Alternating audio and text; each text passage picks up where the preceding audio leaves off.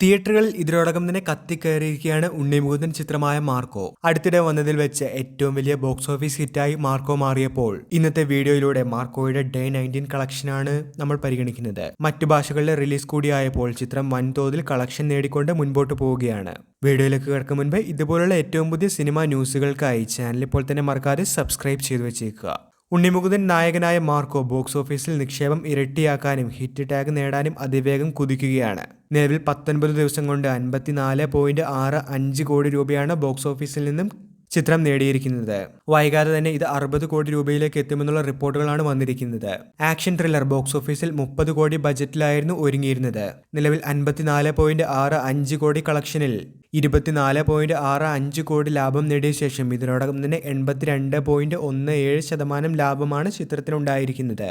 2024 mega ഹിറ്റായി മാറാൻ ഇനി വെറും 5.35 കോടി രൂപ കൂടിയാണ് മാർക്കോയ്ക്ക് വേണ്ടത്.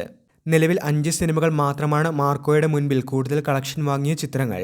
അജയന്റെ രണ്ടാം മോഷണം 64 കോടി രൂപയും, പ്രേമലു 76.10 കോടി രൂപയും, ആവേശം 85.16 കോടി രൂപയും, ആടുജീവിതം 85.24 കോടി രൂപയും, മഞ്ഞുമൽ ബോയ്സ് 142 കോടി രൂപയുമാണ് നിലവിൽ മാർക്കോയ്ക്ക് മുന്നിലുള്ള മറ്റ് റെക്കോർഡ് ബോക്സ് ഓഫീസ് ചിത്രങ്ങൾ.